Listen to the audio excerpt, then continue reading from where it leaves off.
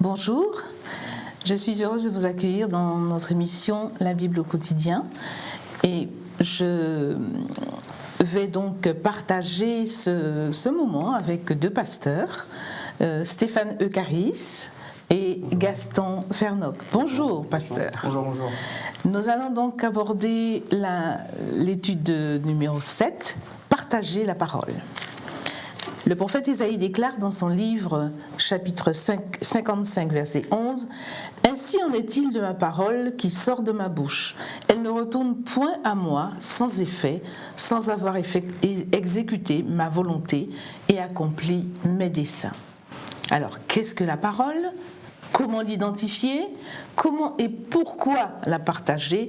Autant de questions auxquelles nous tenterons de répondre. Alors, restez connectés, nous y voilà.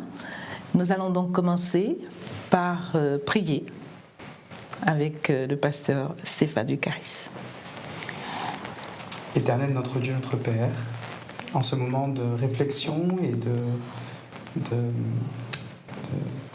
compréhension, de recherche sur ta parole, nous réclamons, mon Dieu, l'assistance de ton Esprit Saint, qui est chargé de nous conduire dans toute la vérité. Seigneur, inspire-nous et parle-nous, au nom de Jésus. Amen. Alors, pasteur, plusieurs textes bibliques parlent du pouvoir créateur de la parole de Dieu. Et d'autres ajoutent que cette parole soutient toute chose. Par ailleurs, l'évangile de Jean identifie clairement la parole comme étant Jésus-Christ lui-même. Il y a d'autres textes qui parlent de la parole comme étant les Écritures, les Saintes Écritures. Alors, partager la parole, qu'est-ce que c'est ? Quelle parole ? De quelle parole s'agit-il ? Alors effectivement, c'est une très bonne question et me semble-t-il, il est toujours intéressant lorsque nous évoquons une notion biblique de bien comprendre le mot que nous voulons, sur lequel nous travaillons. Donc la question se porte sur la parole et dans la Bible, la parole est associée principalement à Dieu. Et me semble-t-il, un élément fondamental à prendre en compte dans ce cas-là, c'est que lorsqu'on s'approche de Dieu et qu'on essaie de comprendre, d'appréhender ce qui le caractérise, ce qui le définit, il faut le faire avec beaucoup d'humilité. Un deuxième élément intéressant à prendre en compte également, c'est que le Seigneur, dans son infini, a utilisé la Bible pour donner une description de lui. Et on comprend bien que cette description va être adaptée à l'homme, à nous qui sommes finis. Donc le Seigneur va devoir utiliser des mots humains qui par définition sont limités et finis pour essayer de décrire ce qui est infini, voire indescriptible, c'est-à-dire Dieu. Donc la parole n'échappe pas à ces règles-là. Et effectivement, c'est une notion qui est très belle et très puissante, celle que nous trouvons donc dans le préambule de l'Évangile selon Jean, le disciple. Et effectivement, dans les premiers versets du premier chapitre, dans le premier verset, nous lisons « Au commencement était la parole, et la parole était avec Dieu, et la parole était Dieu. » Donc ici, il semble qu'il y a deux descriptions qu'on pourrait donner à la parole, que déjà la parole est ce qu'on comprend de la manière la plus naturelle, donc la parole, donc une succession de mots, une succession de sons, et aussi la parole est Dieu. Alors qu'est-ce que ça veut dire ?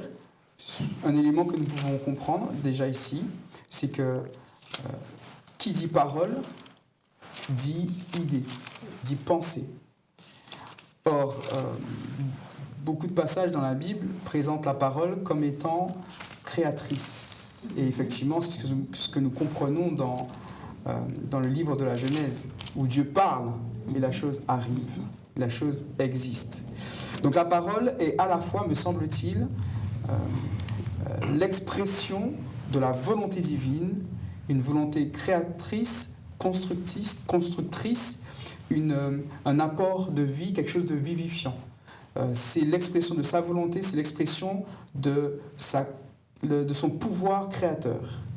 Et en même temps, la parole va être personnifiée. Ici, elle va être, d'après Jean, elle va être associée à Christ, puisque Jean va se charger, dans son évangile, va s'attacher à présenter Jésus comme le Fils de Dieu, le Messie, celui qui devait venir. Et donc du coup, ici, il va s'engager et dire la parole créatrice. En fait, il s'agit de Jésus. Pour revenir à nous, lorsqu'il s'agit de partager la parole avec quelqu'un, il s'agit d'abord de partager donc la parole telle qu'elle est contenue dans la Bible, c'est-à-dire un précis, un ensemble, un condensé d'un message porteur de la volonté divine, de la parole de Dieu, de l'expression de Dieu, de la volonté de Dieu, de ce qu'il veut dire, de ce qu'il souhaite, de ce qu'il veut créer, de ce qu'il veut générer. Et c'est cette parole-là, donc ces mots-là, ces idées-là, qui doivent être partagées. Et après, bien sûr, on peut aller plus loin dans la réflexion à travers le fait que la parole est aussi Jésus-Christ. Et donc, Jésus-Christ va vivre en moi par le Saint-Esprit. Et donc partager la parole, c'est aussi mon témoignage, c'est mon témoignage vivant. C'est ce que moi je partage et comment j'assimile, j'intègre cette parole-là, ce texte-là dans ma vie et comment je le partage avec les personnes autour de moi. Je pense que Stéphane a tout dit. Qu'est-ce qu'il faudrait ajouter de plus ? En fait, à la question, est-ce qu'on peut expliquer quelle est cette parole ? C'est clair, tu l'as bien exprimé. D'ailleurs, dans l'Apocalypse, au chapitre 19, 19, c'est ça, Jean fait référence à la parole, son nom est la parole de Dieu, en parlant de Jésus. Et cette parole qui soutient toute chose, en fait, ce que je veux dire par là, c'est qu'il nous faut être très prudent et faire très attention de la manière dont nous voulons décrire ou pleinement saisir, maîtriser cette parole. La parole de Dieu, c'est Jésus. Et Jésus est infini. Et donc, parfois, effectivement, comme tu l'as bien expliqué, Dieu s'adresse à nous avec un langage humain pour essayer de comprendre, mais ça nous dépasse, en fait. Tout ce que nous pouvons reconnaître, c'est que cette parole suscite la foi, cette parole régénère et cette parole donne la vie. Alors, la parole, justement, est comparée à plusieurs symboles. Lumière, une lampe, un marteau même, dit Jérémie, le feu. La semence, le pain et même une épée tranchante. Alors, est-ce que vous pouvez nous dire succinctement ce que ça représente, pourquoi ces symboles ? Alors, c'est très intéressant parce que, et ce qui est merveilleux dans la parole de Dieu, dans le message biblique, c'est que cette parole est vivante et qu'elle va suivre le disciple, qu'elle va suivre le croyant tout au long de sa vie et s'adapter, être toujours pertinente, quel que soit le moment de la vie de la personne. Si je prends la première illustration, le premier symbole qui pointe vers la parole de Dieu, donc on peut trouver également dans le psaume 119. Au verset 105, qui est un verset qui est incroyable. Ta parole est une lampe à mes pieds et une lumière sur mon sentier. Dans le psaume 119, qui est attribué à David, on se souvient que David est, dans son enfance, berger, donc il s'occupe d'un troupeau. Qui dit troupeau dit espace extérieur, dit la nature. Et donc, bien sûr, on comprend facilement que par un soir où il n'y a pas de lune ou bien où le ciel est couvert, en fait, ça peut être un peu dangereux parce qu'il n'y a pas de lumière. On peut comprendre qu'à l'époque de David, il n'y avait pas de lampe torche. Et que David, en tant que berger, n'avait pas forcément sur lui de quoi faire du feu et pour allumer et pour éclairer. Et on comprend bien que lorsqu'il y avait un bruit bizarre ou un animal qui se mettait subitement à crier dans la nuit, qu'il se réveillait en sursaut, qu'il devait porter secours à l'animal et que peut-être qu'il ne voyait rien du tout parce qu'il n'y avait pas de lumière du tout, on imagine à quel point ça pouvait être peut-être dangereux pour lui de courir dans le noir avec les cailloux, les rochers, les arbres. Et on comprend ici à quel point, pour lui, auteur, lorsqu'il dit « ta parole est une lampe à mes pieds », en fait, on comprend à quel point la parole de Dieu, pour lui, dans sa vie spirituelle, est une source de vie et de protection. La parole de Dieu le protège. La parole de Dieu lui permet de voir à l'avance les dangers. La parole de Dieu lui permet de se positionner de la bonne manière, lui permet d'anticiper ce que l'homme ne peut pas anticiper dans sa vie, on va dire, physique, s'il n'y a pas de lumière, s'il n'y a pas de lampe torche. Ben, la Bible lui permet de l'anticiper dans sa vie spirituelle. Car dans le message biblique, il y a le message de Dieu. Et comme on l'a dit tout à l'heure, Dieu connaît la fin avant le commencement. Il occupe tout l'espace du temps. Il occupe toutes les dimensions du temps. Il sait précisément ce que va contenir chaque espace temporel. Et donc, à ce point de vue-là, nous pouvons, en tant que croyants, en tant qu'enfants de Dieu, trouver dans la Bible de quoi nous protéger, de quoi être avertis, de quoi anticiper, de quoi nous positionner dans notre vie spirituelle, c'est-à-dire dans les démarches, dans les choix de vie que nous allons faire quel que soit notre âge, quels que soient les différents moments dans notre vie de tous les jours. À propos de pain, le symbole du pain et le symbole de l'épée tranchante, j'aimerais bien que vous... Alors, juste avant de parler de l'épée tranchante et du pain, Jérémie aussi fait référence à la parole comme un feu et comme un marteau. Oui. Dans Jérémie 23, c'est ça, versets 29 à 29, comme un feu. Pourquoi comme un feu? Quel est le rôle d'un feu? Alors, c'est vrai que on nous dit que le feu, effectivement, nettoie les scories, purifie, mais le feu aussi boule. Hein? Cette parole, c'est quelque chose qui boule, parce que lorsque on s'approprie ou on laisse vivre cette parole en nous, comme dit Jérémie, c'est comme un feu qui boule en moi. Donc, je suis contraint ou même obligé de le partager, d'accord, cette parole. Aussi comme un marteau. Alors, le marteau, effectivement, on voit souvent un marteau comme quelque chose qui détruit, qui brise. C'est vrai, cette parole, comment dire, en contact de cette parole, on a l'impression que ça brise en nous certaines choses, l'orgueil. Mais moi, je vois plus le marteau comme quelque chose qui imprime, qui consolide. Si on a besoin de consolider un tableau, eh bien, le marteau va nous aider. Et donc, effectivement, la parole de Dieu, lorsqu'on est en contact avec la parole de Dieu, non seulement il y a des convictions qui vont prendre position en nous, mais ça va nous consolider dans nos convictions, ça va nous donner aussi une dynamique de vie. Nous allons pouvoir non seulement vivre, mais pas vivre n'importe comment. Comme disait l'apôtre Paul, eh bien, cette parole qui vit en moi, cette parole, effectivement, cette épée qui est à double tranchant, non seulement va révéler en moi certaines choses que je dois perdre, mais aussi va positionner en moi des choses que Dieu veut pour que ceux qui m'entourent puissent effectivement puissent avoir envie aussi d'être en contact de cette parole. Et cette épée à double tranchant, c'est extraordinaire. C'est dans l'Épître aux Hébreux, c'est ça, hein? Oui, Hébreux 4, verset 12. Hébreux 4, 12, on peut le lire. Qui partage, jointure, et c'est ça? Oui, c'est ça. Hébreux 4, verset 12. Car la parole de Dieu est vivante et efficace, plus acérée qu'aucune épée à double tranchant. Elle pénètre jusqu'à la division de l'âme et de l'esprit, des jointures et des moelles. Elle est juge des sentiments et des pensées du cœur. C'est clair. C'est clair. Ça veut dire que c'est vraiment une personne, c'est Jésus. C'est-à-dire qu'il y a seul Dieu peut me révéler mes pensées, les pensées cachées de mon cœur. Seul Dieu peut aussi, comment dire, par cette épée, par cette parole, placer en moi des valeurs que jusqu'alors j'étais incapable de mettre en action. C'est cette parole qui est assimilée à du pain. Alors, vous savez, j'aime beaucoup le pain. D'ailleurs, j'essaie de me battre pour abandonner le pain en ce moment. Mais le fait que c'est assimilé à du pain, ça veut dire que c'est quelque chose qui... C'est bon à manger, on est d'accord. Ouais. Lorsqu'on est en contact avec cette parole, on prend du plaisir. En effet, lorsqu'on lit la parole de Dieu, lorsqu'on partage du temps avec Jésus, eh bien, on prend du plaisir. Même si le Seigneur nous révèle certaines choses à perdre, mais il nous révèle des choses aussi. Dieu nous console, dit, mais garçon, mais voilà, persévère, continue comme ça. C'est juste formidable. C'est vraiment du pain, du bon pain. Je ne parle pas du pain d'hier, mais du pain frais.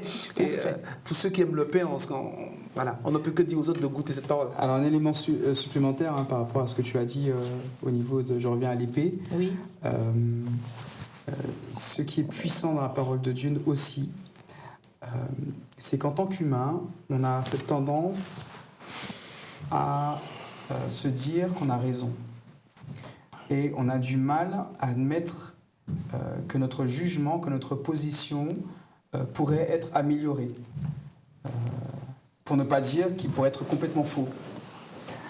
Et la parole de Dieu, en fait, ce qui m'a toujours beaucoup touché et impressionné, c'est que même si on n'est pas d'accord, et même si en fait ça nous exaspère,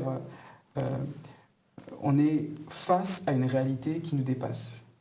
Et on peut dire, partir dans toutes les circonvolutions qu'on voudrait, dans tous les raisonnements, dans toutes les réflexions qu'on pourrait faire et avoir toute la conviction du monde sur le fait qu'on aurait raison de nous positionner comme on le fait. À la fin, la parole de Dieu est l'ultime notion, l'ultime réflexion, l'ultime intelligence qui saura faire la part des choses. Absolument. Et toucher mon cœur dans toute la profondeur possible. Et c'est ça qu'il y a d'extraordinaire dans la parole de Dieu. Quelle que soit la personne, quel que soit le siècle, quelle que soit la période de l'humanité, la parole de Dieu garde cette faculté de me toucher tout au fond de moi. C'est pour ça qu'il y a un travail fait par Satan pour faire en sorte que la Bible perde de son attrait. Mais c'est une action qui est vouée à l'échec, parce que la parole de Dieu est vivante. Les hommes ont toujours cherché à empêcher à la parole de Dieu, à la Bible, d'exister. Jusqu'à maintenant, il y a plein de théories qui se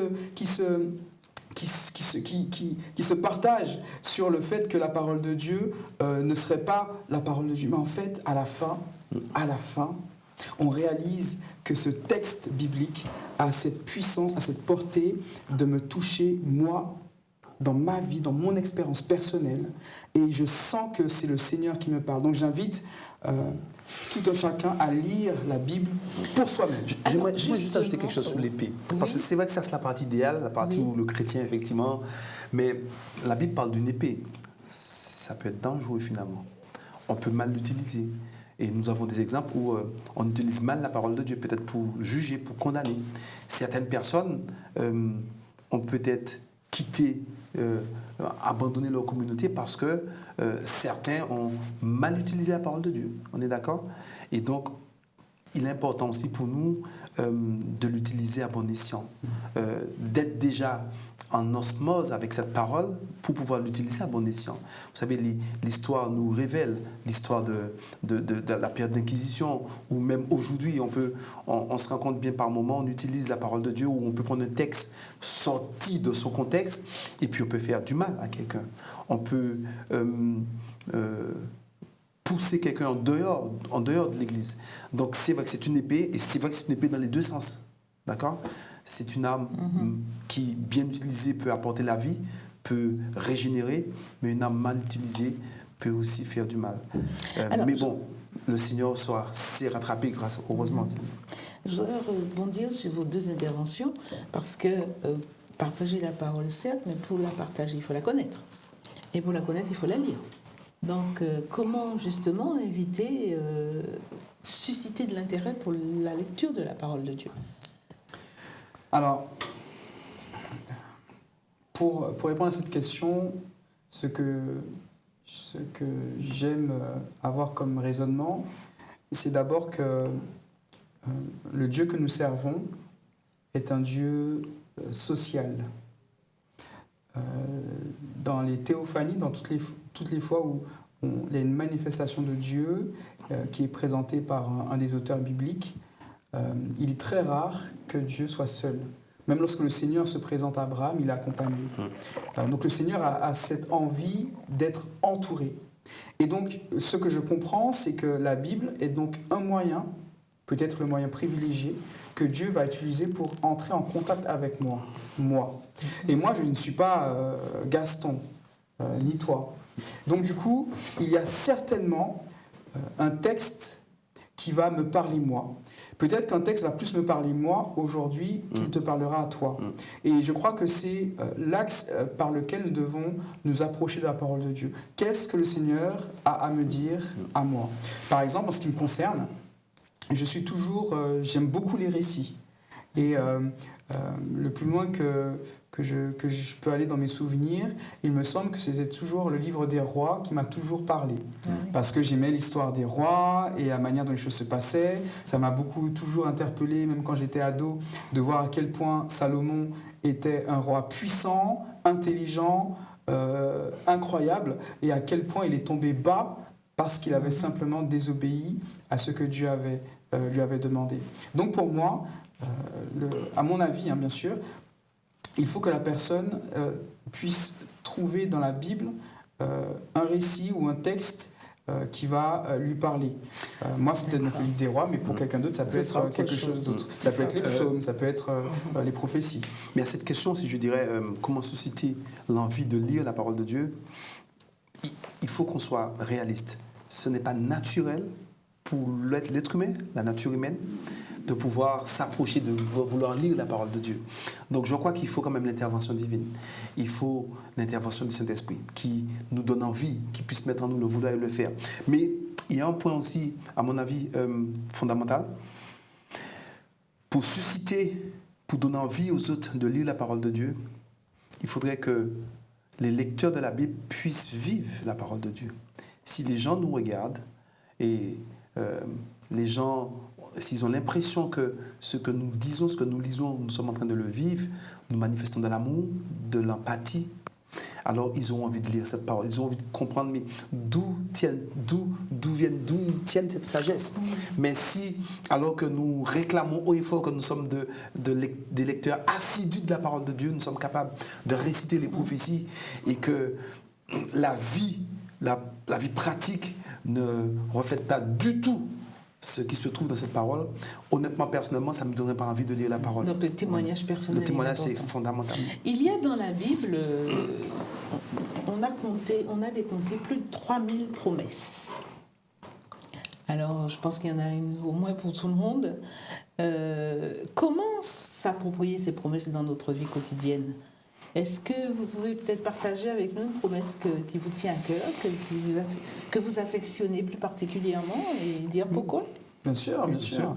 Alors chacun promesses, bien sûr, surtout lorsque moi je me rappelle quand j'étais plus jeune, quand j'étais enfant, et que mes parents me promettaient quelque chose, j'oubliais pas la promesse. Et pour moi, pour mes parents, c'était comme une dette. Et vous savez, notre Père Céleste est aussi notre Père. Et donc nous sommes ses enfants. Et il sait à quel point une promesse est importante pour un enfant.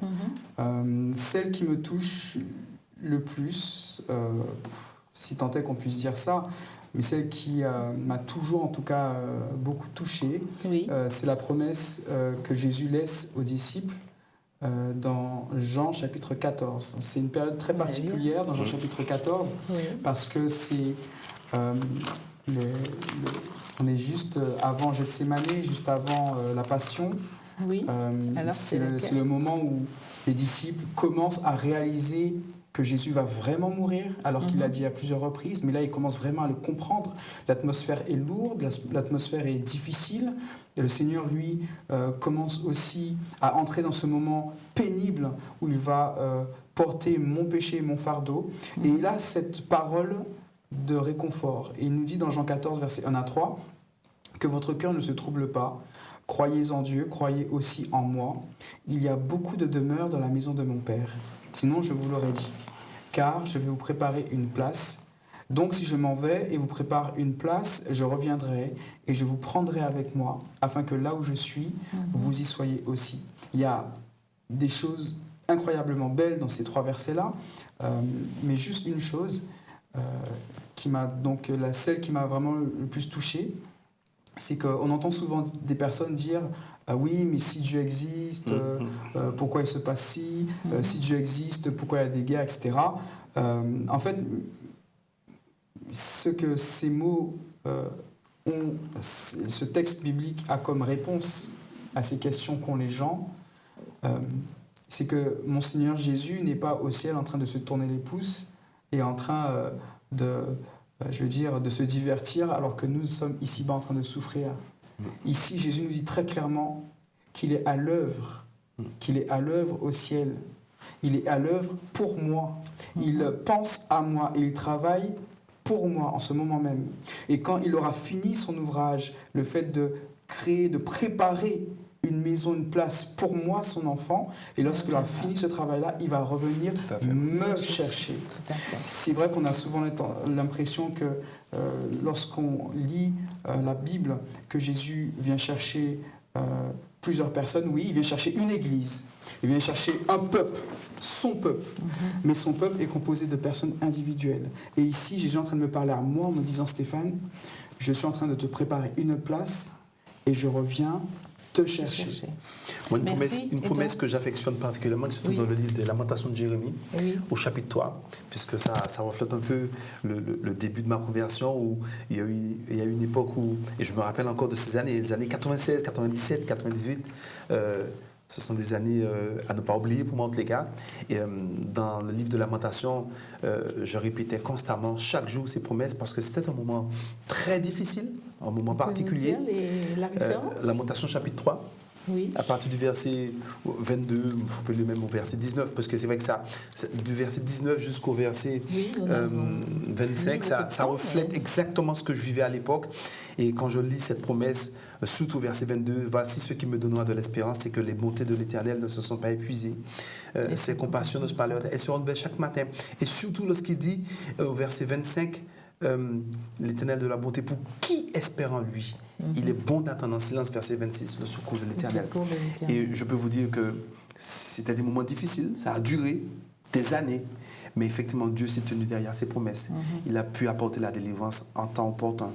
Et il fallait espérer. C'est vrai que je m'affolais, mais en tous les cas là j'ai pu voir effectivement que Dieu, lorsqu'il fait une promesse, c'est pas comme un père qui dit à son enfant, voilà, je te donne, il ne la ramène pas, mais Dieu le fait en son temps, au moment opportun, et je peux le glorifier.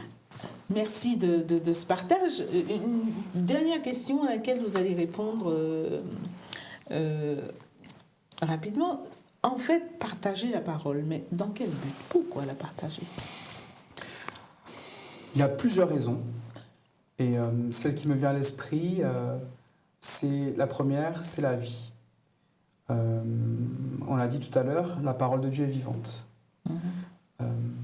Cette parole a été à l'origine de ma rencontre avec Christ et de ma conversion. Une conversion, c'est le fait de s'abandonner à Jésus et d'accepter Jésus dans sa vie. Lorsqu'on accepte Jésus dans sa vie, on accepte la vie dans sa vie. Et je crois que ce qui somme toute va être le plus beau, le plus majestueux, ça va être cette capacité d'apporter la vie, cette capacité de transmettre la vie à une personne qui serait dans le désespoir,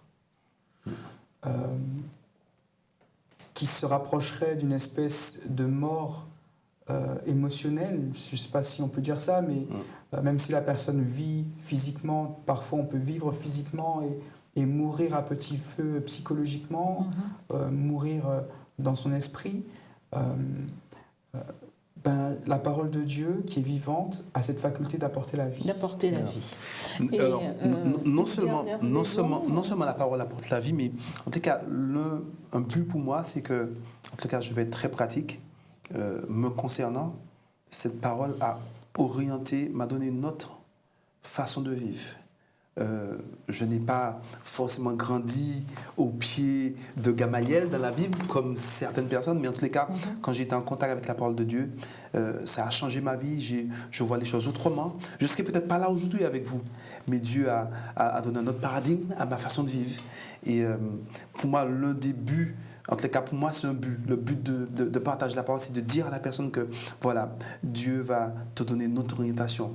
Cette parole va t'orienter différemment. Tu verras les choses de manière différente et tu vivras d'une autre manière. Une manière, je dirais, où tu seras en paix, tu seras tranquille. Eh bien, je vous remercie. Malheureusement, l'heure est arrivée. Je vous remercie infiniment de votre participation, en tout cas de vos réponses. Et vous donne rendez-vous à une autre fois. Quant à vous, chers internautes, j'espère que cet échange vous aura motivé pour qu'à votre tour, vous puissiez également partager cette parole autour de vous. Au revoir.